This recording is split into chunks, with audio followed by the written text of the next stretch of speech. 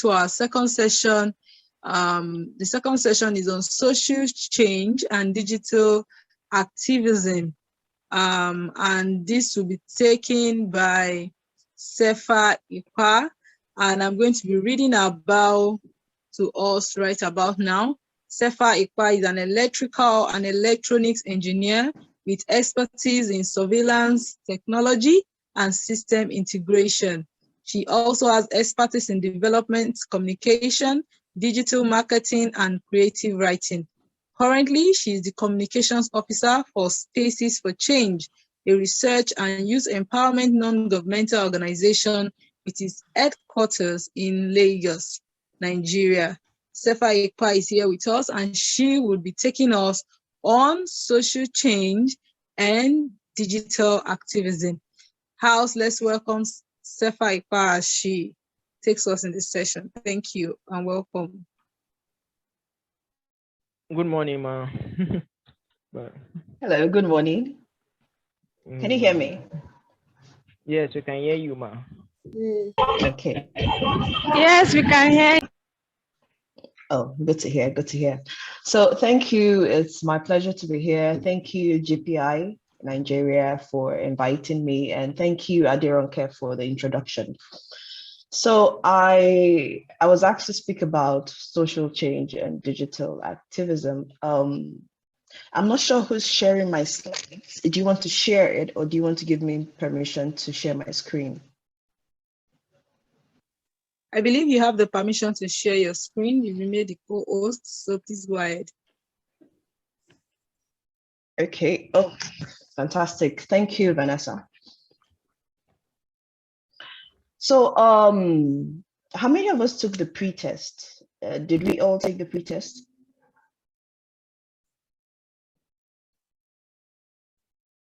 Hello, can you hear me? Yes. Okay, can I get at least 2 people to tell me what they understand by digital activism? You can separate it.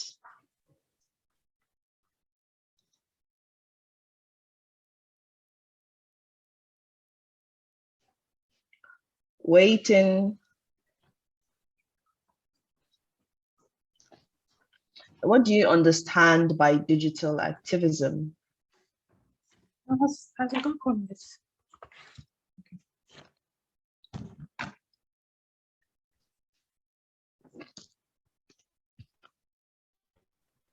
Hello, ma. Hi, Jamilu. Digital activism from my own side is so known as activism, which is a form of activism that uses the internet, digital media as key platform for mass mobilization or awareness or campaign, etc. Thank you, ma. That is what I understand about it. Okay, thank you very much. Is there anyone else? Thank you. Do you want me to call names? I can see your names. Vera, Rolly, what do you understand by digital activism?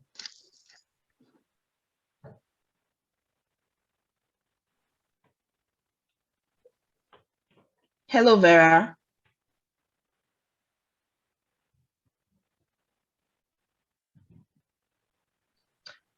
Therese Kingsley Odia, what do you understand by digital activism?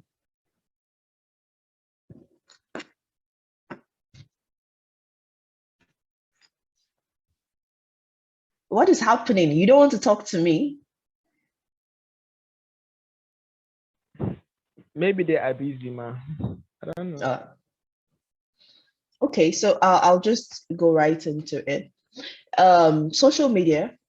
Now, when you talk about digital spaces, social media is not just what you are referring to in these days. There are websites, there are blogs, there are podcasts, there's YouTube, there's a whole lot of those channels that are not exactly congregating sites, but for the purpose of activism and advocacy, we're going to refer to the digital space as social media because it's the most effective tool in this present age to do any form of advocacy. So social media they're literally virtual platforms for interaction. So if in the last 10 years we had to meet in a room, now what social media has done is to still bring people together, but we don't have to physically see each other and hug each other and do all that. And it has provided an alternative for interaction that is very, very, very critical because of the reach that it provides in our today's world. Digital activism is simply social activism on digital spaces. Activism, what does it mean? It means pushing for a cause that you believe to be right. It could be humanitarian, it could be policy, it could be agricultural, it could be trafficking, it could be anything that is a social cause. That is social activism, and the uses for social media these days range from networking to socialization to congregating to self-awareness and reflection. Networking as in you meet people. I have people on my social media now that ordinarily I never would have known them. All right, I speak to people in high places. I talk to people that are not even in the same country with me, and it's a networking platform for me, especially if you're on platforms like LinkedIn and Twitter. Everybody's just there. It gives you access. Right, there's this thing we normally say: social media is a leveler. It brings everybody is on the same platform. Means for socialization. Sometimes, especially when you achieve something and you put it on your social media and people are commenting, and you feel like these people are actually hugging me. So it actually has a social uses. It serves as places for congregation. We have groups, we have spaces, we have all sorts of coming together, of gathering. We have self-awareness. A lot of us express very strong opinions on social media. Like recently I was talking to someone and she was saying that, well, left to her, she would never have known that the things that she was going through, like domestic abuse that she was going through, she did not know that it was abuse until she started reading about things on social media. So social media provides a platform for not only expressing yourself, but also to learn. So it's a place of self-awareness, right? A lot of people have found talents that they have on social media. Some people have become HR people, some people have become comedians, some people have become influencers, some people have become a good example is this Twitter guy. What's his name? Proco Doctor, right? Ordinarily, he would have been in the hospital, but recently I've been seeing his TikTok videos, doing something outside of the ordinary thing that a doctor should be doing. So that is the kind of platform that social media gives. It gives room for reflecting. And next slide, please.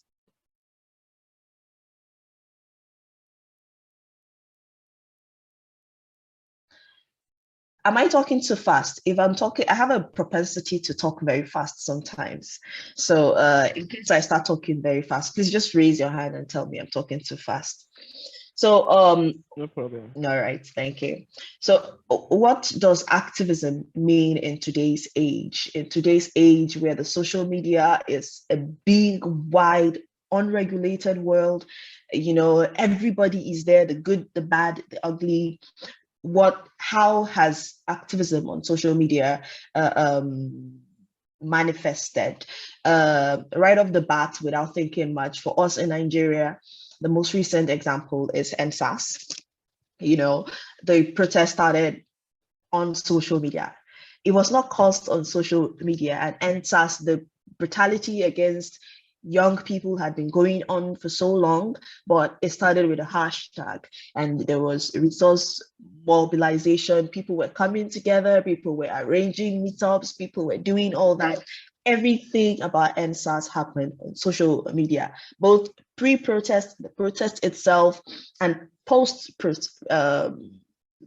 I know that Efyong went to the panels and was giving live updates. You know, that's the kind of power that social media has. I really do not want to overflow that NSAS issue because we all were here. We saw how far it could go. We did not know that in Nigeria it was possible to have youth organizing massive protests in almost every major city in the country. We have Ming Tu. Ming Tu was not in Nigeria, but it did spill over where women, where women were calling out sexual abuse in Hollywood.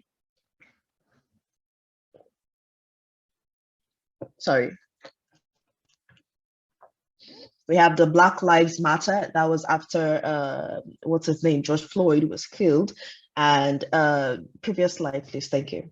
We had the Bring Back Our Girls, where the Chibok girls, there was, and I personally think that Bring Back Our Girls was one of the most massive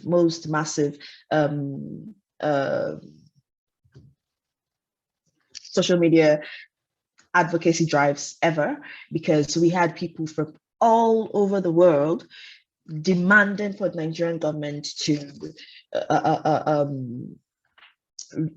negotiate the release of the Chibok girls. I think the major wins of the Me Too movement was that Jeffrey Epstein was sentenced to jail. Black Lives Matter, I think it was last year or so, the police officer who knelt down on George Floyd's neck was sentenced to jail as well. Enough is enough. We have Occupy Nigeria. These are all social media advocacy drives that have happened both globally and locally in Nigeria. And I made sure to mention the results from each one so that we can see the reach of social media. Look at the elections this year. All right.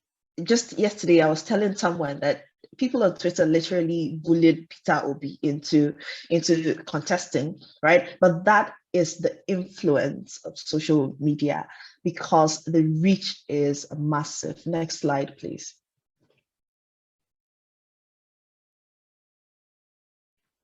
Thank you. So how is social media shaping activism today? If you are an activist, and I'm using activist loosely because I believe that social media pushing for social change actually has a lot more to do, a lot more than protests, right? We have thought leaders, we have opinion leaders, we have influencers, we have bloggers, we have, you know, all that. So how has the social media influenced that or is influencing that? We have platforms for civil engagement and participatory dialogue. Let me give you an example. I think during the 2019 election, there was how many of you saw if you want to say yes, just wave your hand, use the reactions. There was a snap your polling results thread on Twitter. Did we see that?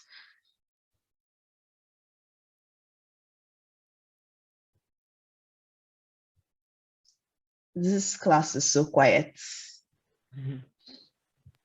So there was.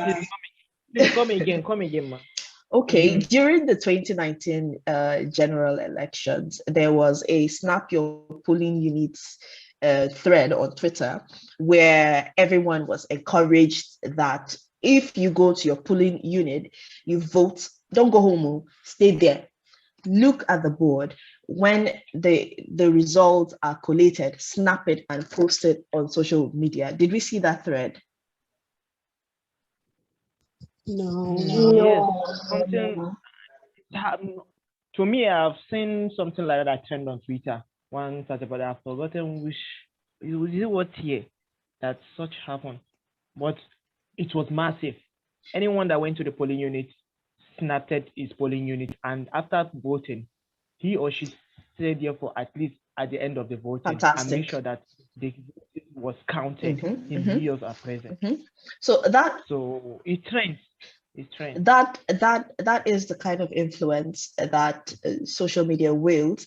Another very recent example is the Oshun elections, where we had, in fact, I think that even before INEC announced Adeleke as the winner, the people on social media already knew because we were seeing live results. Of course, if INEC now comes to come and announce something else, we then know who to hold responsible, because no, this polling unit, these are the results. That's one way that social media is shaping activism today, spreading information about a cause. I'll give you another example. I'm trying as much as possible to give us live examples, because social media is not something we can discuss in abstract. All of us are on social media, right? So, and you're one tweet away from being an activist, all right? And every individual voice matters. So I want to use live examples to illustrate the things I'm trying to bring out. So spreading information about a cause. I remember when there's this girl in Akwa Ibom who was kidnapped, Ini, and before we knew it, it was everywhere. And the way that information traveled fast about that case is one way that social media is shaping advocacy. I can remember this other woman, a girl actually, Justice for Ochanya, right? So the social media space these days is in such a way that your story can be on everyone's lips if you actually commit to spreading it. Networking and strengthening relationship among civic actors. Civic actors here does not only mean NGOs, it means even you as a person, you as a citizen are a civic actor. And social media does that. Recently, I was in an interview for the German government, and I was there with people I'd never met, JJ or Mojwa and some other government influencers, and all that. And that is the kind of networking that social media presents. People that you don't know, people that you possibly could never know. I mean, you could be like 35 and you don't know any of these people, right? And social media, just because social media shrinks the world, right? So everybody's just a click away, literally. Collaborative communication and assembly for collective action. Again, I'm going to use the NSAS protest, where people were, I went out for the protest. I went to Lekki, and truly, I didn't even know anyone. I was literally just following the tweets. I was following the tweets, and I knew exactly where to meet them. I knew what to do if I get in trouble. I knew to do this. I knew to do that. When October 20th came, I was in my house. I was hearing gunshots, and all that. And I still went online. I was talking to people who I don't know. I still do not know them, but collective action, right? Protests, e-protests. I think last year or so, all journalists, there was a time that they all collaborated to, they used one picture on their front page, all of them. I remember because at that time I was doing a media coverage for a construction company. So I used to read 11 dailies every day, and all 11 of them had the same cover page. That is the kind of collective action and collaboration that social media is capable of achieving. Next slide, please.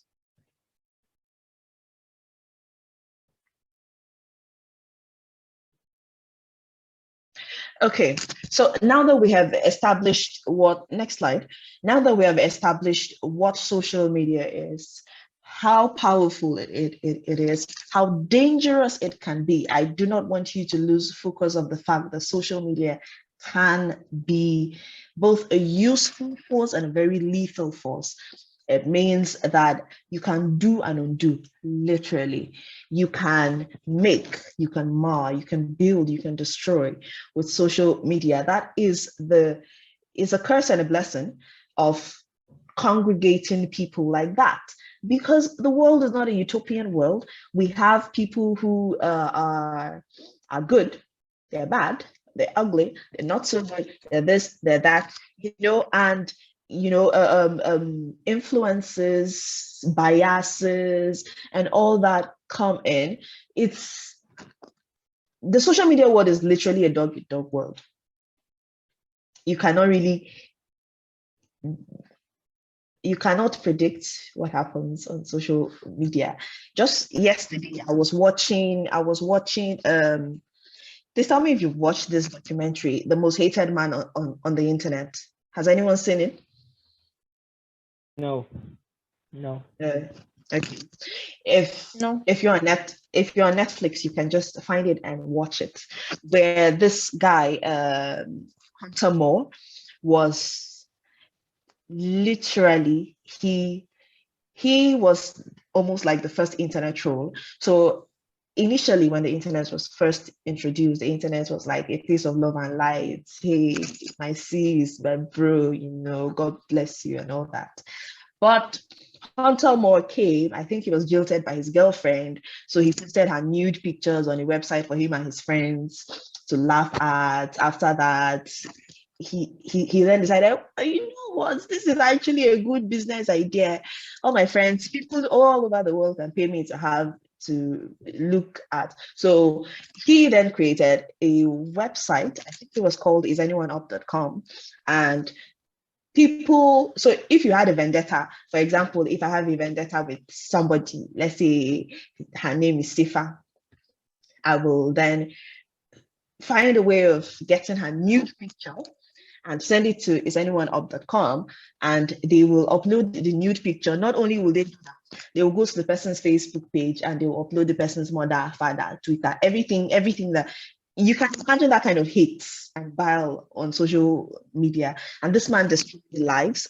The people who attempted to heal themselves, or people whose careers were destroyed. I think that at the time I slept off last night, it was about a school teacher. Imagine, as someone who is teaching children, and your nude picture, which you did not even share. So he was hacking into people's emails, Yahoo, and getting this pictures. So pictures that you didn't even share were just plastered all over the internet. So when talking about social media, I never ever want to lose sight of the fact that social media can make and mar. What makes the difference? So consider this a code of conduct for using social media. Do you have any questions so far? Does anyone have any questions so far, or a comment?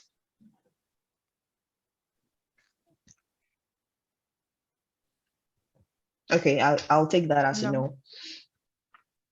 The first thing I usually say to anyone at all, and I remember that I think yesterday or so, I called somebody from GPI to confirm again what is the age of the people in this room. And a lot of us are young. The first thing I usually say before you get on social media, I have a younger sister who just got on social media last year. And this was the first thing I told her: find your voice and be true to yourself. Because social media is largely unregulated. Forget all those things that the government is saying.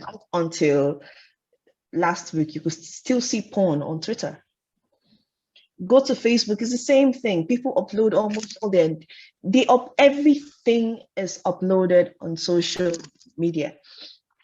So it's the first thing that you can do to yourself. Find your voice. What do I mean by find your voice? I don't know if we're all Christians here, but I'm going to use that. Okay, no, I think there's a better example to use. If a wet lump of clay If you fling it at a wall, it sticks. That is how you are when you have not found your voice. Anything can move you to anywhere.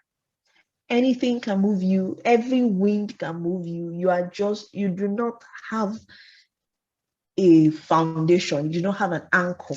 So everything you see on social media, if they say go and bath with salt by 1 a.m., you will have to bath with it. If they say go and do this, I'm using less serious examples, but trust me, lives have been ruined. Courses have been broken.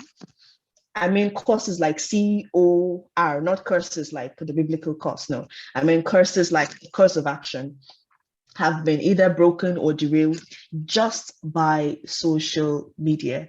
What are the things that you believe in as a person? What are the things that, and how do I frame this? Don't only see this as social media for yourself, even for your organization, as Spaces for Change, as GPI, as any other organization that is in the room. You have to find your voice. Find your voice, find what works for you and stick to it. Be civil, articulate, and professional. Please, please, please. There's a way to communicate on the web that is, I don't know, there's this drive these days that everybody wants to be violent, they want to do this. Everybody wants to drop one-liners so that Instablog will screenshot their comments and put on their Insta and people follow them. Of course, the social capital, the followership is good, but especially as an organization. And if you see yourself, this is what I do. I see my name, Sefa Ikpa, as a brand. So I treat my name as a brand. So the same way I would treat Spaces for Change, with care, without any form of, without any form of, carelessness. It's the same way I treat my name. So if I don't want Spaces for Change to be associated with any form of violence calling out, I also will not do that on my personal account. And what keeps me in focus is that I have a goal, I have where I'm going to. And sometimes I think of things that I really want to, I can very nasty in my head sometimes. I think that everybody is. And the first thing that comes to my head is just to type one nasty thing. And I just think, hey, how would the future Secretary General of UN, how will it sit well if the future Secretary General of UN is tweeting this kind of thing, So that keeps me in check. When it also works as an organization when you want to put out content as GPI or as Spaces for Change or as an organization.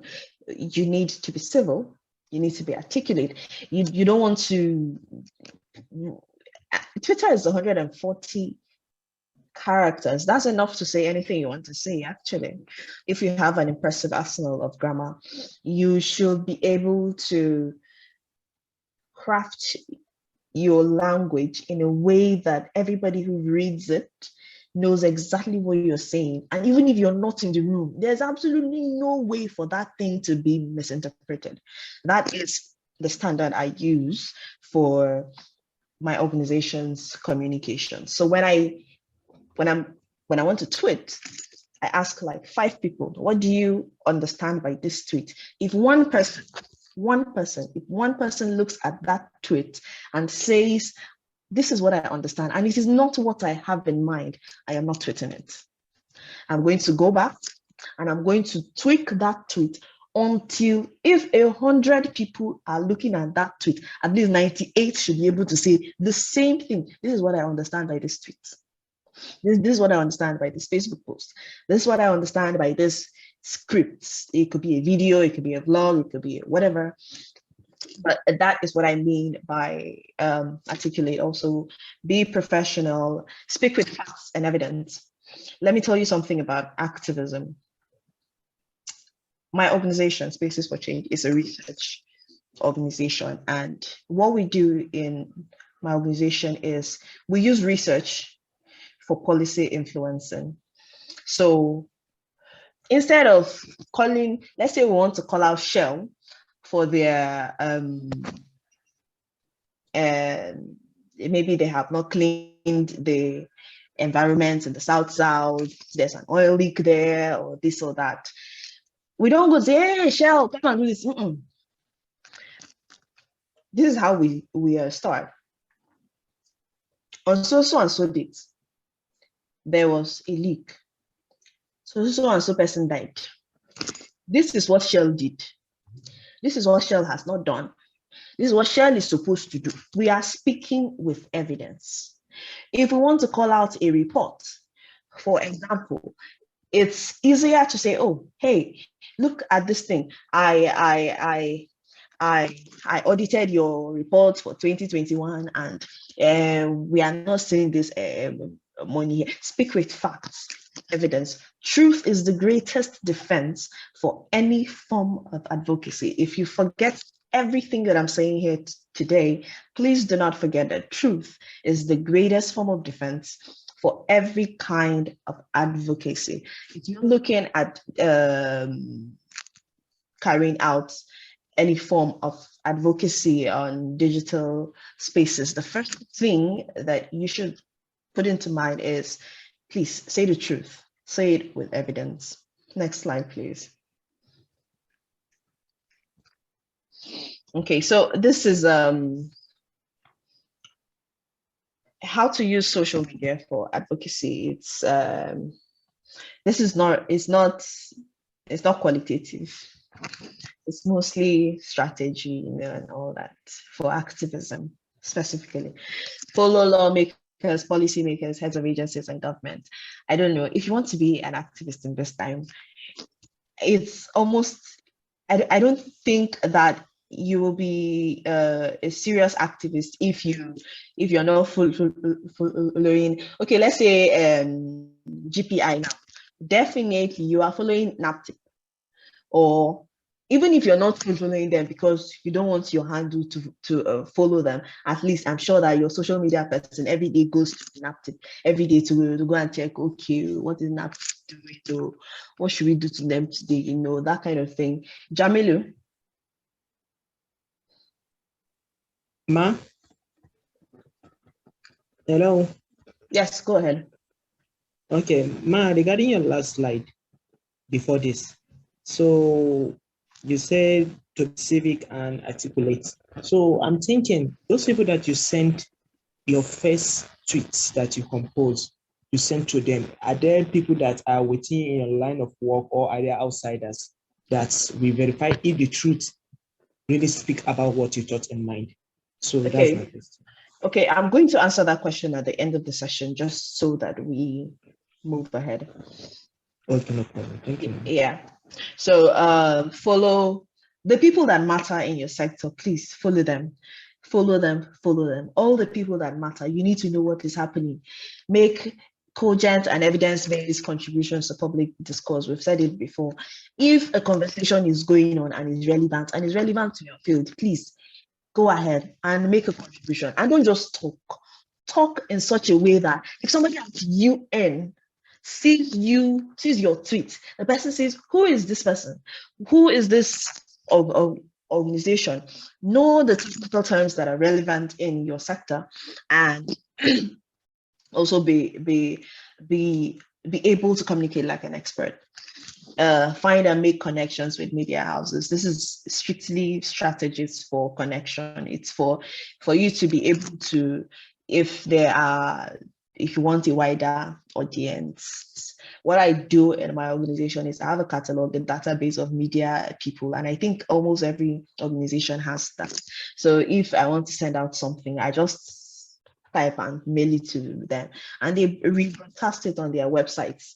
So please, it's strategy. This is not a must, it's strategy just for further dissemination. connect with your target audience through storytelling. This is a general problem, not only in Nigeria or in the general space, but in the civic space, in the CSO sector, where people are not telling the story of their work. So you see people are doing incredible things. And I've seen this thing so many times. I see people who do really incredible stuff. I go to their Twitter and their Facebook and I'm just wondering, so why are you not talking about it? Because, I mean, this is me. How else am I expected to? Social media has so, if somebody wants to get in touch with you, the first thing they do literally is go to your Twitter.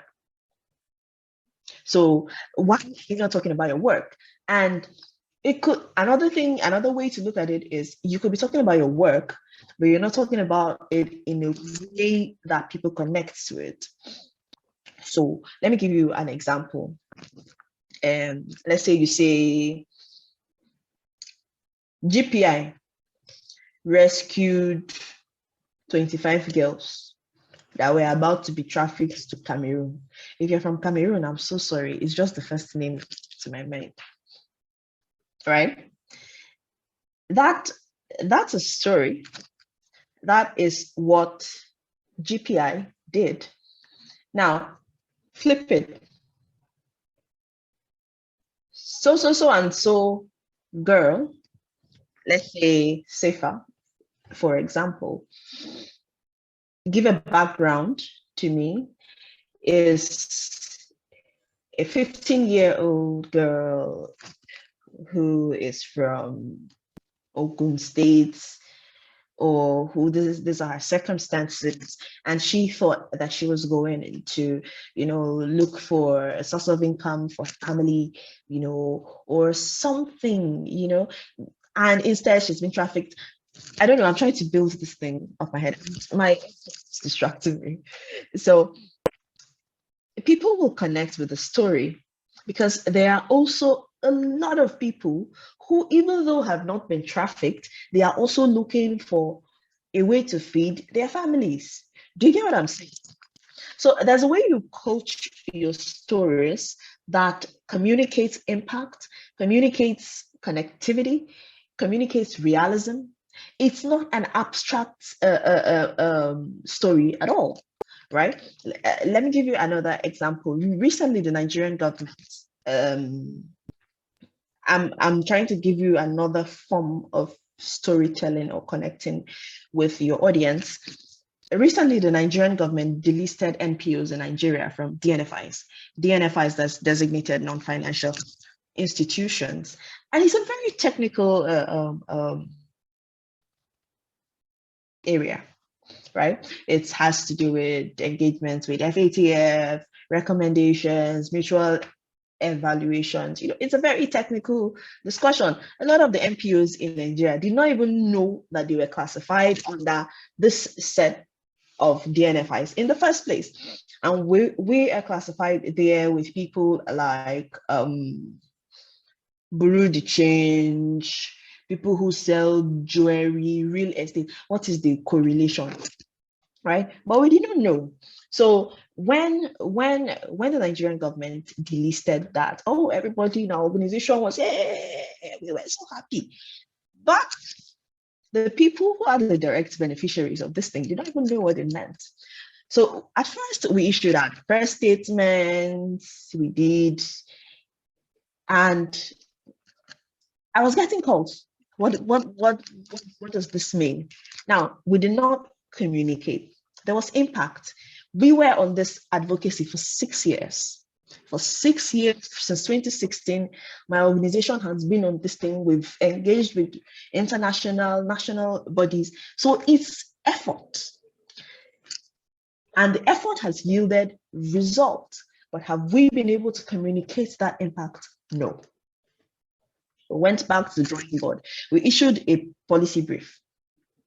The policy brief broke down, okay, before this is what the TPA does. These are now the regulations. What it then means is NPOs will no longer be subject to certain regulations until the risk assessment is complete, and all.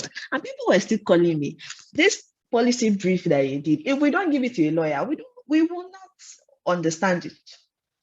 We went back to the drawing board again, and we broke down this thing in such a way that even a 15-year-old could read it and understand it. So we broke it down in such a way that, okay, before you needed to file with SCUMO, now you don't need to file with SCUMO. That's the understand. That is connectivity. That is a very good example of building, a connection with your audience. Carefully consider the aim of your advocacy.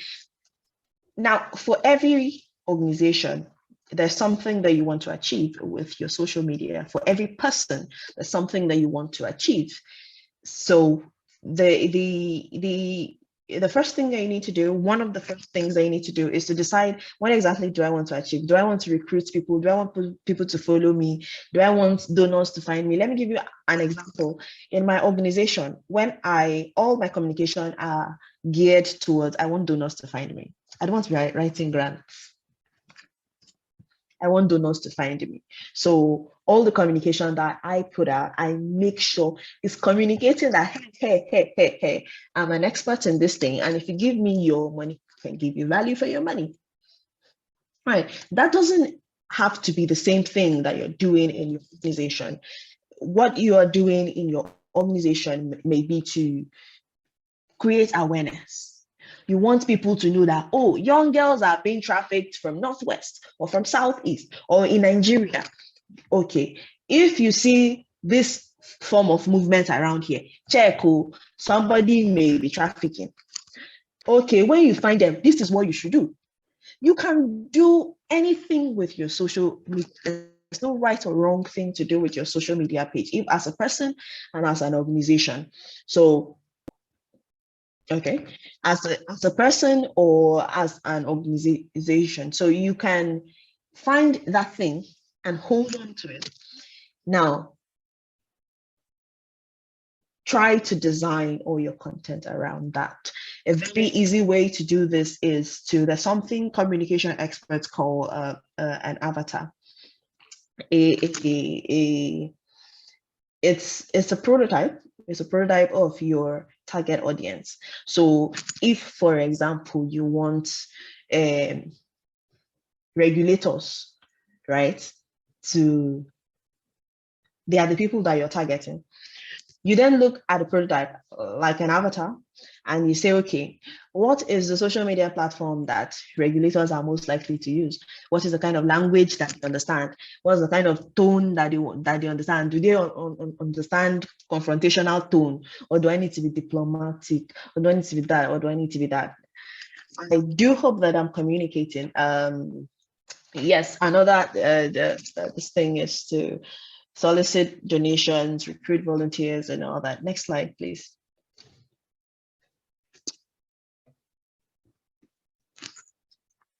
Next slide. Yeah, okay, good. How much time do I have left?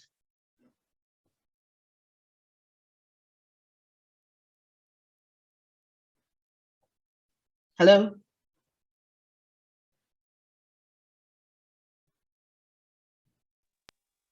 Okay, please hold on.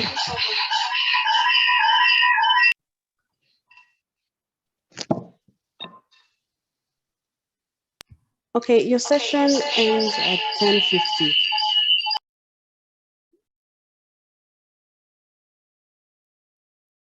That's 2 minutes away. Okay, that's fine. So the skills you need to drive change on social media, you need focus. I've spoken about this before. You need to grab attention, you need to engage, and you need to take action. Next slide.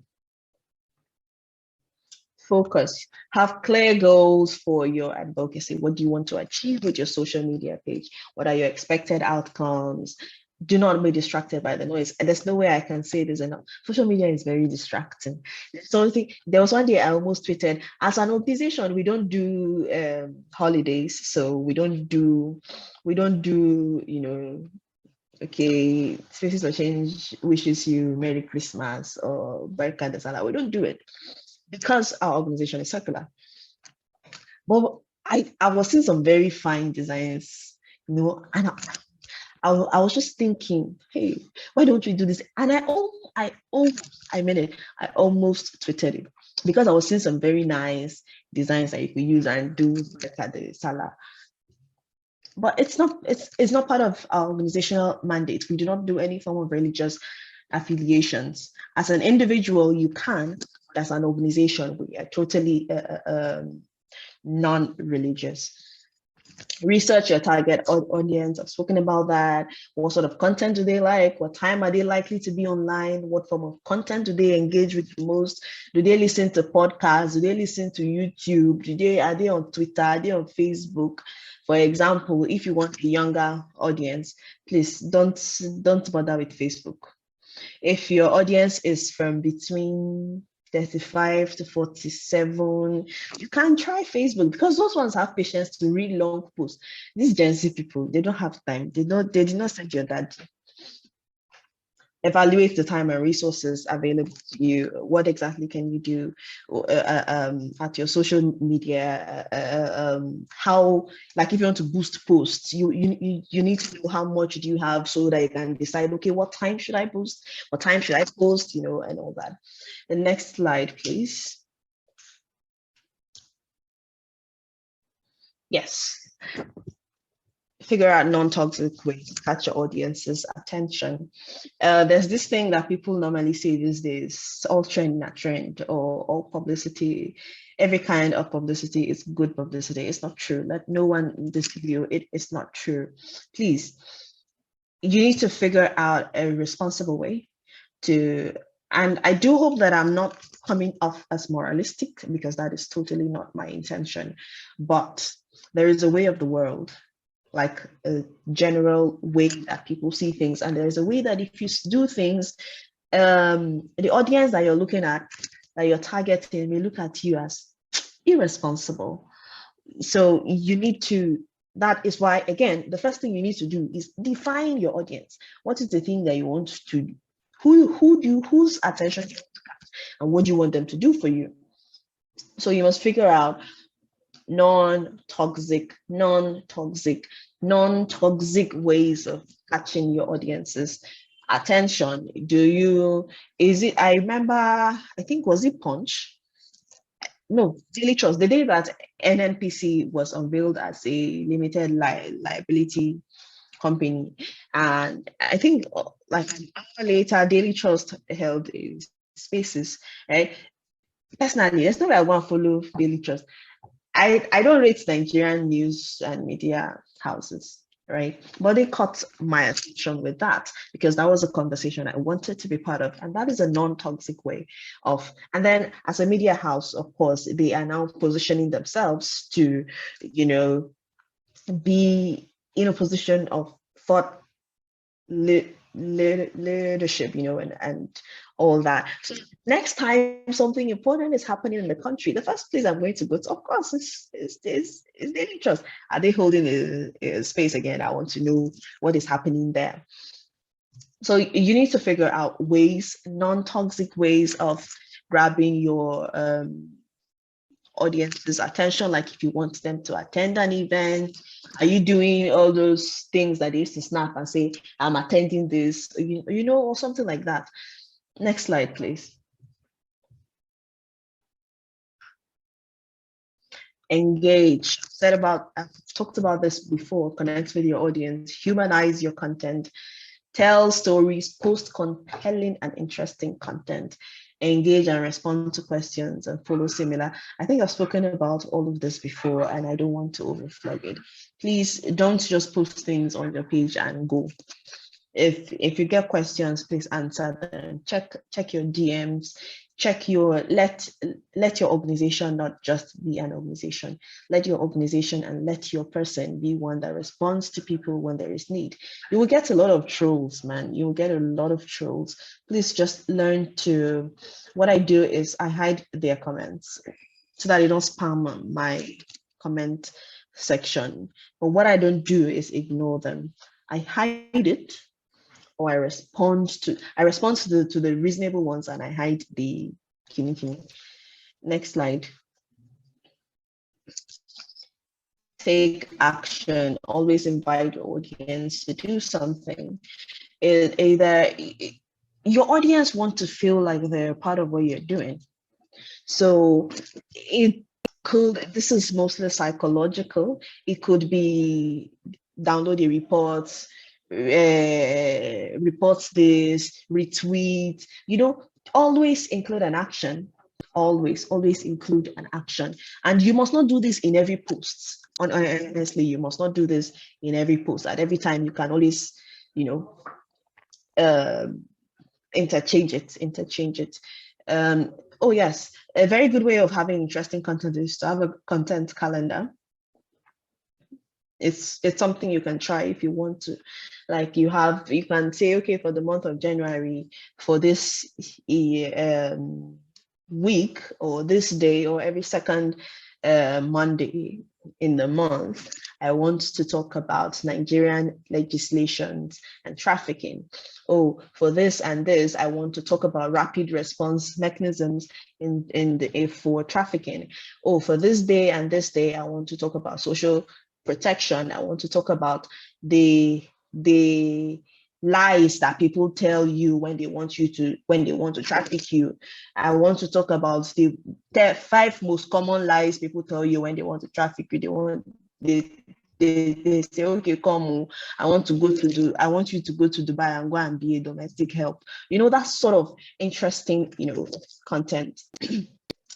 People, and when that happens, people start to see you as an authority and these things. So immediately there is something about, automatically they think about you because you have constantly been in everybody's face. You have constantly been in everybody's face. Next slide. Be familiar with social media tools. I cannot say this enough. It's not enough to go on Twitter and tweet. It's not enough to go on Facebook and post. It's not enough to make your newsletter and all that. You need to know.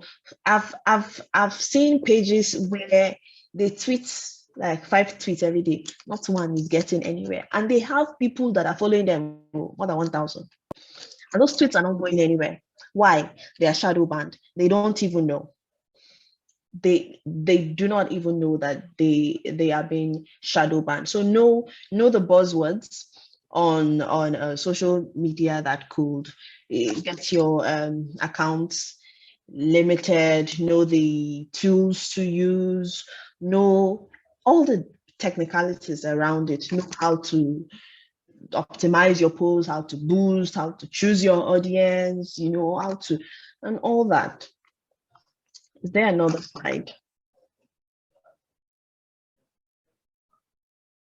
Oh, okay. I do hope that you've enjoyed this session, and this will be it from me. I have my work email and my personal email on there. I'm not obligated to answer mails on my personal, so sometimes I kind of skip mails from there, but my work email is always so thank you very much, and thank you. I'm going to just hang around a bit. I was in another meeting, so I'm going to hang around a bit for questions if you have any. All right, thank you so much, Sefa. That was explicit and very insightful. I've learned quite a lot, on how to engage people, and how to communicate properly as a social change agent. Thank you so much for that amazing session. Thank you so much. I believe that the participants have also learned, and I would like to call on the participants to just share what they've learned. Because of our time, I'll just take few persons that would like to share what are the key things that you have learned from this session. You can have the floor now. Anybody, just raise your hands so that you can be called upon. Lessons learned, your aha moment, or something that you are taking away. All right. Okay. Yes, please. Before that, if you have any question, I think someone is raising hands for question here. All right. Please, you can, Jamilu. Yes, please go ahead for your question. Yes, and if you have questions too, please. Okay. Good morning once again. Thank you, Mrs. Sefa, for nice presentation, and we have learned a lot from this presentation. Regarding the question I asked the other time, telling you that one of the ways you normally make your tweet or your post on social media to go viral or to go trend, you need to send it to other people for them to go through it. Maybe they should evaluate the tweet first before you tweet it and know their opinion on that tweet. So who are those people that you normally send those to tweet to? Are there people that you work with, or are there outsiders, people like your neighbors or people dependent? Just want to know those so that we too can also try that strategy to make sure, because we have been doing this on social media for a long time, at least there are some possible way, but we just want it to go more viral than how it is before. Thank you.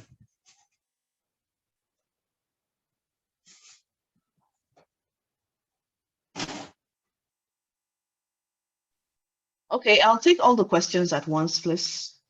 So if there are more questions. Okay, you heard me, ma? Yes, I heard you. Thank you. I also have a question. Going back to the part you were talking about, online movements like the NSAS movement and Bring Back Our Girls, specifically those two. My question is, do you believe that this movement actually achieved the goals that they had been started to achieve, or they were mostly made just to raise awareness of these problems than to actually solve them? And how can you actually use social media as a means of ensuring that problems are solved, not just to publicize them?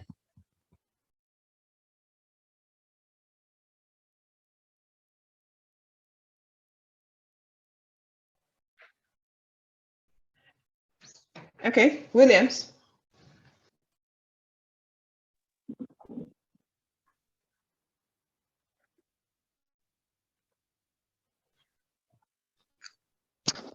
Williams, please go ahead.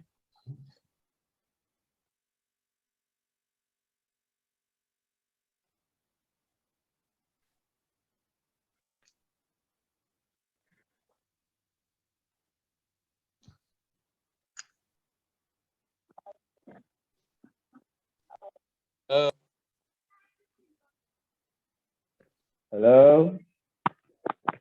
I can hear you. All right. So currently, I'm not on any social media platform apart from WhatsApp, and I have the intention on joining Twitter and Instagram, but I do not just want to join it to catch cruise. I was like, how, as I am right now, will I join social media platforms to make a difference? That's my question.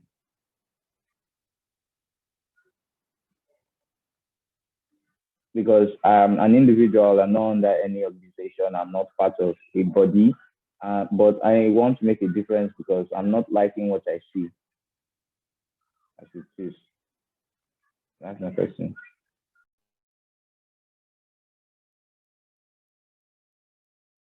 Any more questions?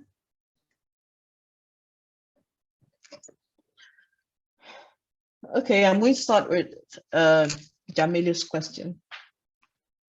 You said that, okay, first of all, I did not say the tweet is a trend. Don't go and quote me anywhere. I said that, okay, what I do is I give it to, because I've been doing this for long, first of all, I rely on my expertise a lot. and I give people in my office. Okay. Yes, I give people in my office because, sorry, but I believe that my office has the smartest people in Nigeria. No. So I give it to them, and the truth is that they are everyday people, and if one person in that room can misinterpret my tweet or what I'm writing, it means that anybody can at any level. So there's no hard and fast rule to who you should give. Just give it to anybody. If one person can interpret it, that means another person can, and potentially so many people can. People, yes. Thank you. Yes. So there was a question about NSAS and if I believe that NSAS achieved the goal.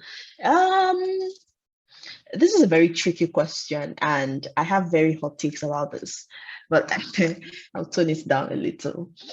Yes, I actually believe that NSAS was not a useless protest.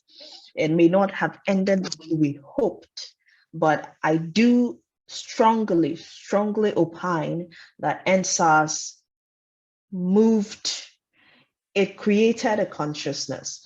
And this is the way I view protests.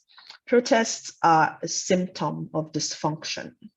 Protests are not they are not what makes change. Protests are a reaction. They are the feelers that show that, this government is not doing well, the society is not doing well, this body is not doing well. How do you know that? When the people start to express dissatisfaction. And I think that when you look at it from that way, the NSAS protest achieved massively what it was supposed to achieve. And that's another thing that I like to talk about when I talk about this. It is that sometimes when we canvass for social change, we are looking so much at the big picture that we forget to count the little things. We forget to count the little wins. I live in Lagos, and I can tell you that in Lagos, the incidences of NSAS has drastically reduced. They have not finished though. They are still, but it's once. It's not. I no longer have to delete all my alerts on my phone if I get an alert, right? So if we take note of the small wins, NSAS rattled the ruling class.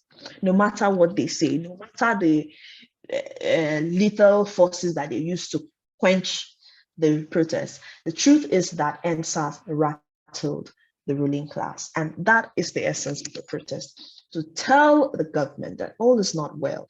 And if you do not fix it, this entire country is capable of going straight into chaos and anarchy. Your second question was about how to ensure that social media is a tool for solving problems. Social media doesn't solve any problem, unfortunately, and this is something that we do not like to hear. And I have been attacked a lot, and I'm aware that this is on recording as well. Social media does not solve any problem. Let me give you an example. There was justice for Ochanya. I think earlier in the year, the High Court delivered ruling on that case.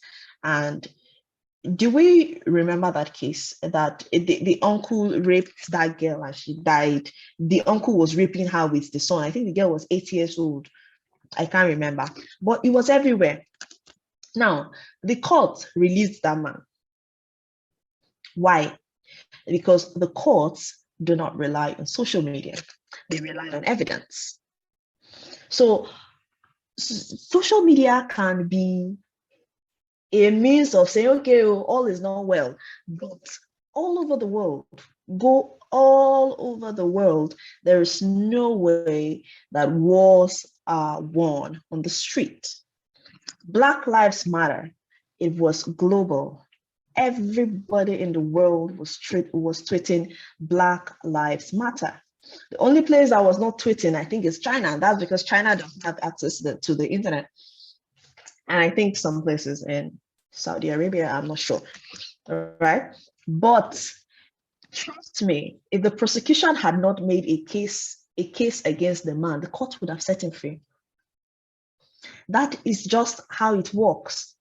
Again, remember one of the first thing I said is that social media is wide unguarded. It means that there's a possibility that, okay, we've had incidences where people accused people wrongly on the social media space. That is why social media policies cannot be made on social media or based on emotions or based on, it is strictly a logical thing. So yes, and I believe that all these whole things come together to make the change that we want.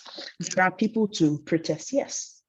There are people to negotiate, yes. There are people to provide humanitarian aid, yes. All this effort, none of them is less than the other. A protest is important, but a protest is not going to take you to the finish line. A protest is going to preempt that, okay, things are likely to be like this if this thing is not repaired. And then those people with capacity to repair will repair it. I hope that you've answered that adequately. How do I join social media to make a difference? You can choose any. First of all, I'm surprised that there's anybody in this time and age who is not on social media. Man, guy, well done. You can choose any platform you want, but like I said, find your voice. Continue tweeting about the things that you believe in. Even if it's one person that is reading your tweets, even if it's two people or your Facebook post or your Insta, whatever you are doing, find your voice. Be authentic, be true to yourself. You want to change the world. Please do not forget that when you're putting out your content. You will not get people to follow you or agree with you or everything. It's all a very organic process. But again, find your voice and be true to yourself. I hope I've answered every question. I think I'm going to sign up here. Thank you. All right, thank you very much. Thank you, Sefa. You've answered the questions. Thank you very much. At this point, I believe that we have spent, far beyond our scheduled time. But I must say that it is worth it. We've learned a lot, and thank you so much to our facilitators. Sefa Ikpa, thank you so much. We appreciate you. And Mr. Abdulganiu Abubakar in absentia, we also appreciate you. Thank you for sharing with us of your wealth of knowledge and experience. Thank you so much. I believe that with this session, we are all geared up, ready, informed, educated, knowledgeable to be the social media change agents that, we ought to be. Thank you so much. Okay, I just want to give one or two persons the opportunity to just say one thing that they really learned from today, from this session. I mean, just one or two persons. Blessing, you can go ahead. Please tell us one thing that you've learned. Blessing from France. Yes, please go ahead.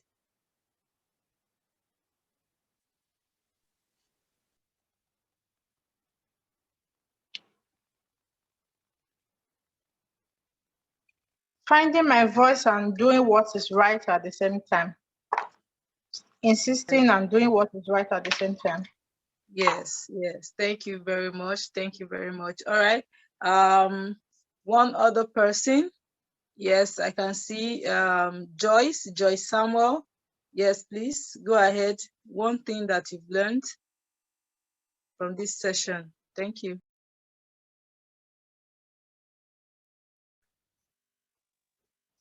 I didn't afternoon. Good afternoon. So, can you hear me? Sorry. Yes, please speak a little bit louder so that we can hear you. Okay. Thank you. Can you hear me now? Yes, we can.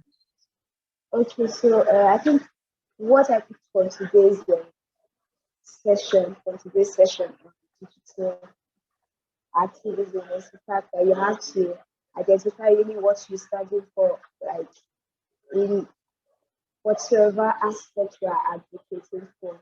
More like you don't have to compromise your opinion, in the sense that I think you said something about having to have a name as a brand, to see her name as a brand. Yes, so I think that's what I picked.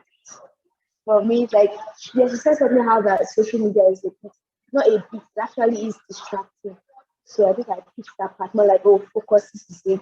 I know there's a lot of other things you want to focus on, or you might want to like give your opinion on, but does it really reflect what you are advocating for? Does it stand? Yes. Yeah, I think that's the major thing I picked, and I really like that part. Thank you.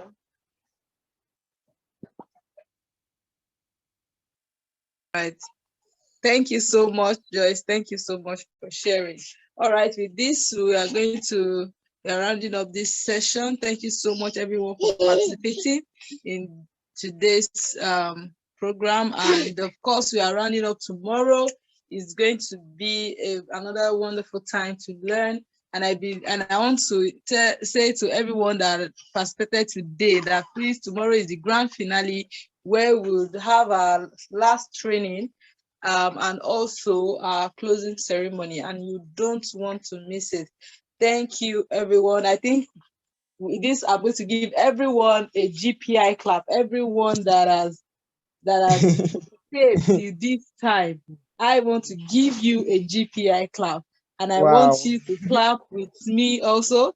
And this clap is also for our facilitators, Sefa Ikpa and Mr. Abubakar. So let's all do it together. Education. I can't hear us. Please let us put on our mics. Education. Empowerment. Action. You have done well. Thank you so much. You have indeed done well. Hope to see you tomorrow. And with this, I say thank you and have a blessed day. Thank you. Thank you. Bye. Bye. Bye.